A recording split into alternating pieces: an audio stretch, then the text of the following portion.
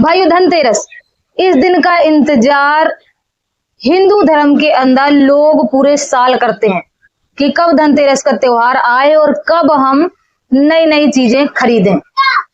तो क्या ये खरीदारी का त्योहार है या इस धनतेरस के पीछे कोई बड़ा रहस्य छिपा हुआ है? क्या है सारी सच्चाई? क्या आपने कभी ये जानने की कोशिश की है? अगर नहीं और आप जानना चाहते हैं तो इस वीडियो में अंत तक जरूर बने रहें। क्यों मनाई जाती है ये धनतेरस? क्या इस धनतेरस पे नए नए बर्तन, कपड़े और नई नई चीजें या सोने चांदी के सिक्के ये सब खरीदना जरूरी है, या फिर इस धनतेरस के पीछे कोई और रहस्य है? क्या है इस धनतेरस को मनाने का उद्देश्य और क्यों मनाई जाती है धनतेरस? जानेंगे आज की वीडियो में सारी बातें। धनतेरस कार्तिक मास कृष्ण पक्ष की त्रयोदशी के दिन मनाया जाता है।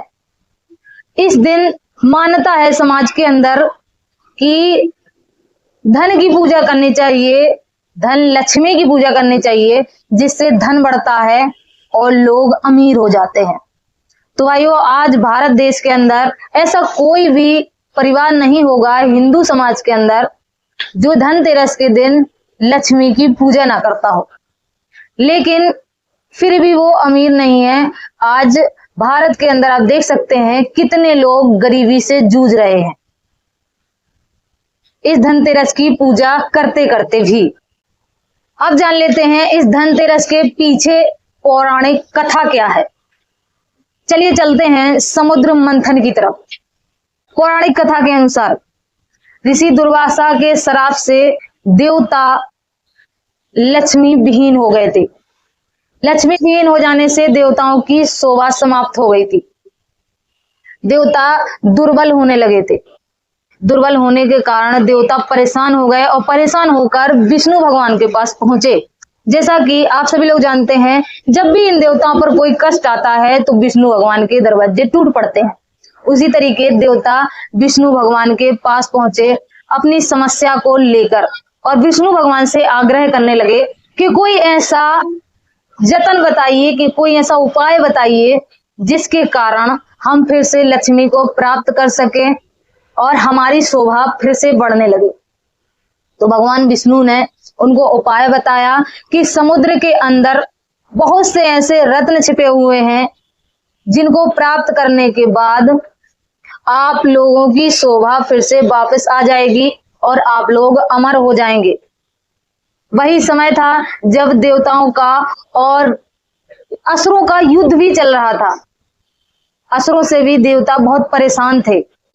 ये उचित सोचकर कि अमृत का कलश मिलेगा और उसको पीने के बाद हम देवता अमर हो जाएंगे और असुर हमारा कुछ बिगाड़ नहीं पाएंगे, हमारी विजय निश्चित है। यही सोचकर समुद्र मंथन की तैयारी की गई। समुद्र मंथन हुआ जिसमें देवताओं ने असुरों का सहारा लिया, क्योंकि देवता खाली समुद्र मंथन करने में सक्षम नहीं थे। तो एक तरफ देवता और एक तरफ असुर मिलकर समुद्र मंथन किया। दोनों को ही लालसा थी अमृत कलश की। समुद्र मंथन में बारी बारी से 14 रत्न निकले, जिसमें से कल्प वृक्ष, ऐरावर हाथी, कुष्ठमणि और देवी लक्ष्मी भी निकली। देवी लक्ष्मी के आने से देवताओं की शोभा फिर से बढ़ने लगी। अब सभी को इंतजार था अमृत कलश का। सब अपनी टकटकी लगा के देख ही रहे थे और खूब जोरों से समुद्र मंथन कर रहे थे। इतने में ही दिखाई पड़ती है एक रोशनी की झलक। उस झलक के साथ निकलते हैं एक देव रूप में धनवंतरी जी।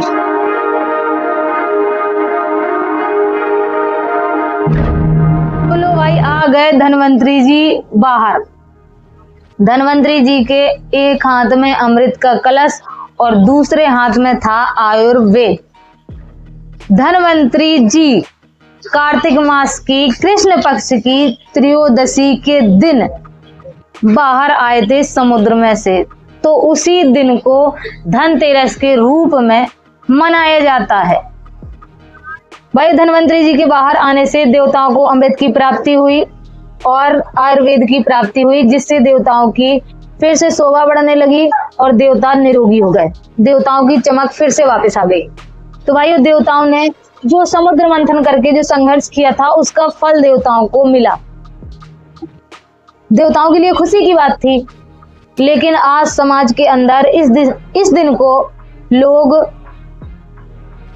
कुछ ना कुछ खरीदते हैं, नई वस्तु खरीद के लाते हैं। एक ऐसा नियम बना लिया गया है कि अगर एक गरीब भी होगा ना, तो वो एक चम्मच खरीद के लाएगा अपने घर में, कि भाई ऐसा नियम है, मेरी परिस्थिति ऐसी नहीं है कि मैं सोने का सिक्का या सोने का गहना खरीद सकूं, तो मैं चम्मच ही खरीद लेता हूं। तो आज समाज के अंदर एक ये पाखंड बन चुका है। देवताओं ने ऐसा कहीं नहीं कहा कि आपको इस दिन कुछ नया खरीदना ही है, आपको शॉपिंग करनी ही है।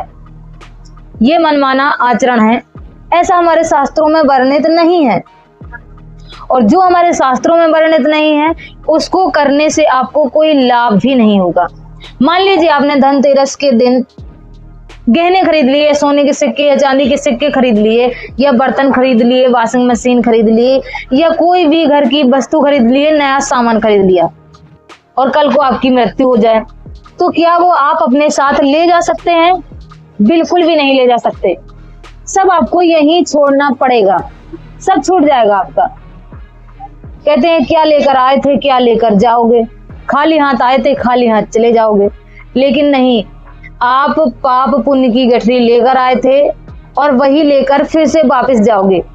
ये जितनी भी आप खरीदारी कर रहे हैं, ये सब यहीं रह जाएंगी। लेकिन लेके आप क्या जाओगे? जो आपने धन कमाते समय पाप किए, लोगों को कष्ट दिया, लोगों को सताया, ठगा, 10 की वस्तु 20 में बेच दी, वो पाप आपके साथ जाएगा। तो भाइयों, कहते हैं बिना गुरु के ज्ञान नहीं होता, और गुरु नहीं है तो लोग मनमाने आचरण ही करते रहते हैं। हमारे पवित्र हिंदू धर्म के अंदर गुरु को सबसे ऊपर रखा गया है। हमारे सनातन वेद कहते हैं गुरुर ब्रह्मा गुरुर विष्णु गुरुर्देवो महेश्वरा गुरुर साक्षात परब्रह्म तस्मै श्री गुरुवे नमः, कि गुरु के बिन ज्ञान नहीं होता, गुरु होना बहुत ज्यादा जरूरी होता है। और गुरु भी कौन हो? जो पूर्ण गुरु हो। परमेश्वर कबीर कहते हैं अंधे गूंगे गुरु गणे, लूले लंगड़े लाख, साहिब से परचे नहीं, खाओ बनाए साग। भारत में बहुत से गुरु हैं जो नकली हैं, जो मनमाने आचरण करवाते हैं, शास्त्र अनुकूल साधना नहीं बताते, जो हमारे सनातन पवित्र वेदों के अंदर वर्णित भक्ति विधि है वो नहीं बताते, मनमाने सारे आचरण करवा रहे हैं। तो ऐसे गुरु से भी मोक्ष संभव नहीं है। ऐसे गुरु के द्वारा बताई गई क्रिया से भी मोक्ष संभव नहीं है। मनुष्य जन्म मोक्ष प्राप्ति के लिए मिला है। परमेश्वर कबीर कहते हैं मनुष्य जन्म दुर्लभ है, ये मिले न बारंबार, तरवर से पत्ता टूट गिरे बहु न लगता डार। तो मनुष्य जीवन जो है भक्ति करने के लिए है, मिला हुआ है, और मोक्ष प्राप्ति के लिए मिला है। अगर इसमें आपने मोक्ष प्राप्त कर लिया तो सफल है, वरना ये जितनी भी क्रियाएं आप कर रहे हैं, जितने भी पूजा व्रत और मनमाने आचरण कर रहे हैं, वो सारे के सारे व्यर्थ हैं। अब सवाल उठता है कि पूर्ण गुरु की पहचान कैसे करें? इतने सारे गुरुओं के मेले में पूर्ण गुरु है कौन? तो पूर्ण गुरु की पहचान गीता जी में स्पष्ट रूप में बताई गई है। गीता 15 श्लोक नंबर 1 से 4 के अंदर, कि जो संत संसार रूपी उल्टे लटके हुए पीपल के वृक्ष की तना क्या है, जड़ क्या है, पत्ते क्या है, डाली क्या है, भिन्न भिन्न तरीके से बता देगा, वही पूर्ण गुरु होगा। और उसके द्वारा भक्ति विधि करने से, उसके द्वारा बताई गई भक्ति विधि करने से आपका मोक्ष संभव हो सकता है। तो भाइयों, आज वर्तमान समय में वही पूर्ण गुरु जो गीता अध्याय 15 श्लोक नंबर 1 से 4 के अंदर बताए गए नियम के अनुसार फिट बैठते हैं, वो है जगत गुरु तत्वदर्शी संत रामपाल जी महाराज, जो वर्तमान समय में शास्त्रों को खोल खोल कर दिखा रहे हैं और शास्त्र अनुकूल साधना भक्त समाज को बता रहे हैं। उनके द्वारा बताए गए मंत्रों के जाप से भक्तों के अंदर कोई से भी बड़ी बीमारी हो, कैंसर से भी बड़ी कोई बीमारी हो, अगर वो भी है तो वो भी शास्त्र अनुकूल साधना और उन तत्वदर्शी जगत गुरु संत रामपाल जी महाराज के द्वारा बताए गए मंत्रों के जाप से वो ठीक हो जाती है। तो भाइयों, आर्थिक धन के साथ साथ स्वास्थ्य धन भी बहुत ज्यादा जरूरी है, और वो होता है भक्ति करने से। पूर्ण गुरु की शरण में जाने के बाद मर्यादा में रहकर उसके द्वारा बताई गई भक्ति विधि और साधना करने से भक्त को इस संसार में भी सुख होते हैं और मरने के बाद मोक्ष की भी प्राप्ति होती है। तो भाई, अगर आप भी चाहते हैं कि आप भी पूर्ण मोक्ष प्राप्त करें और यहाँ पर भी सुखी हो, मरने के बाद मोक्ष की प्राप्ति करें, तो आज ही सुने जगत गुरु तत्वदर्शी संत रामपाल जी महाराज के सत्संग, जो शाम को 7:30 से 8:30 बजे तक साधना टीवी चैनल पर रोज आते हैं। सत्संग सुने और संत रामपाल जी महाराज से निःशुल्क नाम दीक्षा लेकर अपने परिवार का कल्याण करवाएं। मिलेंगे नेक्स्ट वीडियो में, तब तक के लिए सत साहिब, जय हो बंदी छोड़ की।